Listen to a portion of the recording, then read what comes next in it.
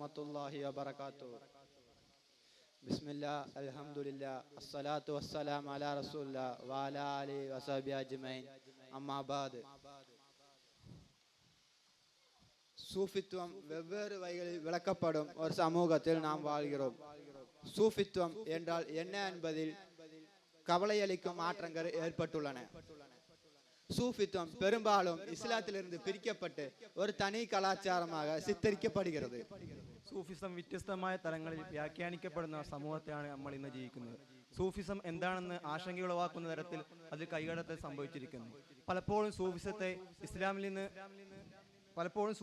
ഇസ്ലാമിൽ നിന്ന് വേർതിരിച്ച് ഒരു പ്രത്യേക സംസ്കാരം എന്ന നിലയിലാണ് ചിത്രീകരിക്കപ്പെടുത്തിയത്. இந்தியாவில் சூஃபிசத்தை இஸ்லாம் மற்றும் இந்து மதத்தின் தியான கலவையாக பார்ப்பவர்கள் பலர் உள்ளனர். உண்மையில் ஆன்மீகம் என்பது இன்ஸ்டாகிராம் ரீல்களில் வரும் சுழலும் தர்விஷ்களும் அல்லது பின்னணி இசையாக வரும் சூஃபி கவிதைகள் அல்ல. இன்று ரூமியின் கவிதைகள் கூட ஆன்மீக உள்ளடக்கத்தை இழந்து வெறும் காதல் வரிகளாக பரப்பப்படுகின்றன. ഇന്ത്യയിൽ സൂഫിസത്തെ ദാനവഴിയിലെ ഹിന്ദു ഇസ്ലാം സങ്കലനമായി കാണുന്നവർ കുറവല്ല. ഇൻസ്റ്റഗ്രാം റീലുകളിലെ ദർവീഷുകളോ പാശ്ചാത്യ സംഗീതമായി മാറുന്ന സൂഫി കവിതകളോ അല്ല യഥാർത്ഥ ഇസ്ലാമിലെ ആത്മീയത. ഇന്ന് റൂമിയുടെ കവിതകൾ പോലും അതിന്റെ ആത്മീയ ഉള്ളടക്കം നഷ്ടപ്പെട്ട് കേവലം റൊമാൻറ്റിക് വരികളായി സോഷ്യൽ മീഡിയയിൽ പ്രചരിക്കുകയാണ്. உண்மையில் சூஃபித்துவம் என்றால் என்ன? யார் சூஃபிகள்? சூஃபித்துவம் என்ற சொல் அரபு வார்த்தையான தசவுஃப் என்பதிலிருந்து உருவானது. இதன் பொருள் சுய சாகுபடி மற்றும் சுத்திகரிப்பு என்பதாகும்.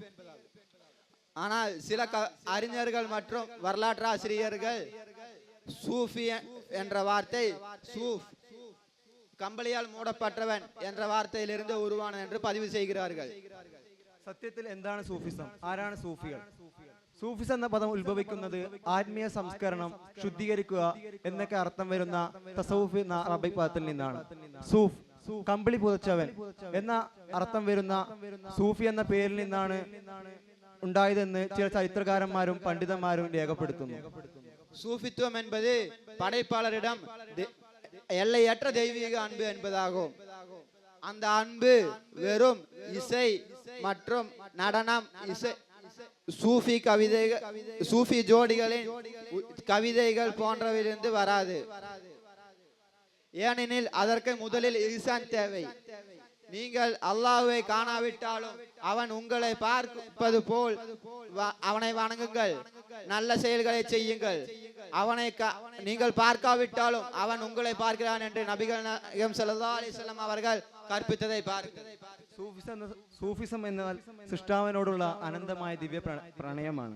കേവലം നൃത്ത സംഗീത കോലാഹലങ്ങളിലൂടെയും സൂഫി ഈരടികളിലൂടെയും വാഴ്ത്തപ്പെടുന്നതിലൂടെ ആ പ്രണയം സാധ്യമല്ല. അതിന് ഇഹ്സാൻ ആവശ്യമാണ്.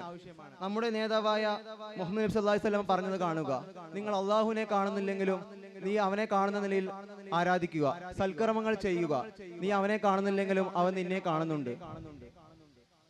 சூஃபியல் ஈசான் மூலம் தெய்வீக தயவை அடைகிறார்கள், பாதையை ஏற்றுக்கொள்கிறார்கள். சுய வளர்ச்சியின் பல்வேறு நிலைகள் வழியாக உயர்ந்த ஆன்மீக தயவை அடைகிறார்கள் மற்றும் படைப்பாளரின் இருப்பை அடைகிறார்கள்.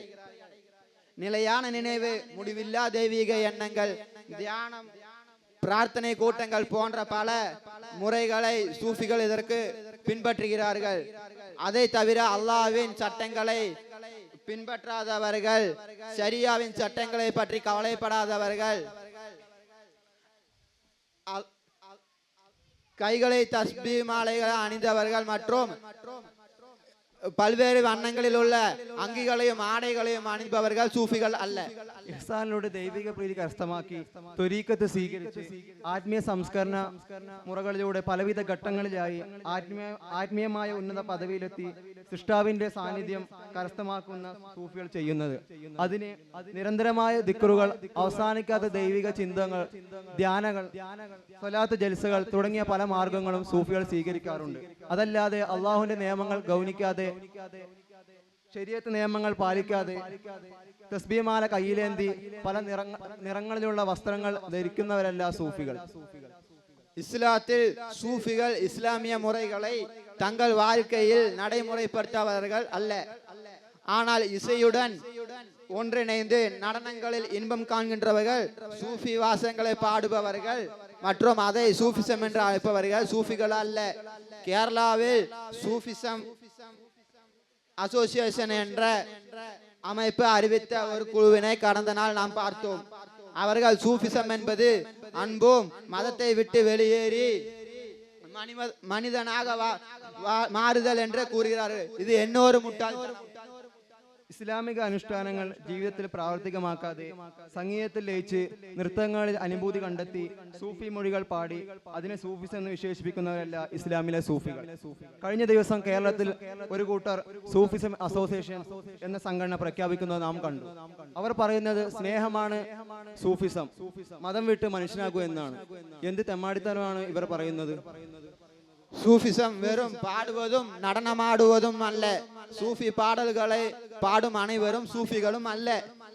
அது நீண்ட தொப்பி அணிந்து ஆடுவதும் அல்ல. நீங்கள் ஒரு வெள்ளித்தட்டில் உணவு கொண்டு வந்து அதில் நீங்கள் சாப்பிடுவது அனுமதிக்கப்பட்டது என்று ஷைத்தான் ஷைக் ஜீலானி அவர்களிடம் கூறும்போது ஷைக் ஜீலானி அவர்கள் கொடுக்கும் பதில் இருக்கிறது. ஷைக்குகளுக்கும் மற்றும் குருக்களுக்கும் எல்லாம் தலைவரான நபிகள் நாயகம் முஹம்மது ஸல்லல்லாஹு அலைஹி வஸல்லம் அவர்களுக்கு கூட அனுமதிக்கப்படவில்லை வெள்ளித்தட்டில் உணவு சாப்பிடுவதற்கு. பின்ன எனக்கா அனுமதிக்கப்பட்டிருக்கிறது என்று கேட்டார்கள். இது போன்ற ஆன்மீக நம்பிக்கை தான் சூஃபிசம் என்பது சூஃபிசத்தின் அடையாளமாகும். மேலும் இஸ்லாமின் சட்ட நடைமுறைகளை கிழித்து தொழுகையை 3ஆக பிரித்து ரமலான் நோன்பை தவிர்த்து சுயநலத்தின்படி பத்துவாக்களை வெளியிடுவதன் மூலம் காட்டும் கோபத்தை சூஃபிசம் என்று அழைக்க முடியாது.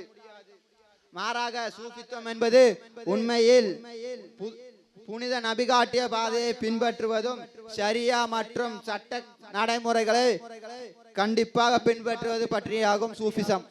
സൂഫിസം എന്നത് കേവലം ആടലും പാടലുമല്ല. സൂഫി ഗീതം പാടുന്ന എല്ലാവരും സൂഫികളെന്നില്ല. നീളം തൊപ്പി ധരിച്ച് നൃത്തം ആടുന്നവരല്ല സൂഫികൾ. വെള്ളിപ്പാത്രത്തിൽ ഭക്ഷണവുമായി വന്ന് ഷെയ്ഖ് ജീലാനി തങ്ങളോട് ഷെയ്ത്താൻ പറയുന്നുണ്ട്, ഇത് നിങ്ങൾക്ക് അനുവദനീയമായിരിക്കുന്നു എന്ന്. അപ്പോൾ ഷെയ്ഖ് ജീലാനി റളിയല്ലാഹു അൻഹു അവിടെ നിന്ന് പറയുന്ന മറുപടി, എല്ലാ ഷെയ്ഖന്മാരുടെയും മഷാഹിന്മാരുടെയും ഉസ്താദായ നബിതങ്ങൾക്ക് പോലും ഇത് അനുവദനീയമായിട്ടില്ല, പിന്നെയാണോ എനിക്ക്? ഇവിടെയാണ് സൂഫിസത്തിന്റെ അചഞ്ചലമായ മുഖ്യമുദ്ര കാണപ്പെടുന്നത്. കേവലം സ്വതാൽപര്യങ്ങൾക്കനുസരിച്ച് ഇസ്ലാമിക ചട്ടങ്ങളെ കീറിമുറിച്ച് നിസ്കാരത്തെ 3ആക്കിയും റമദാൻ നോമ്പിനെ ഒഴിവാക്കിയും ഫത്വ ഇറക്കി പറഞ്ഞാലും കാട്ടിക്കൂട്ടുന്ന കോപ്രായങ്ങളെ സൂഫിസം എന്ന് വിളിക്കാനാവില്ല. മറിച്ച് മുത്തുനബി സല്ലല്ലാഹു അലൈഹി വസല്ലമ കാണിച്ചെന്ന പാതയിലൂടെ ശരീഅത്ത് നിയമങ്ങളെയും കൃത്യമായി പാലിച്ചുകൊണ്ട് ഇസ്ലാമിക ജീവിതം നയിക്കുന്നവരെയാണ് സൂഫിസം എന്ന് പറയുന്നത്. ഇത്രയും പറഞ്ഞുകൊണ്ട് വാക്കുകൾ ഉപസംഹരിക്കുന്നു. അസ്സലാമു അലൈക്കും വറഹ്മത്തുള്ളാഹി.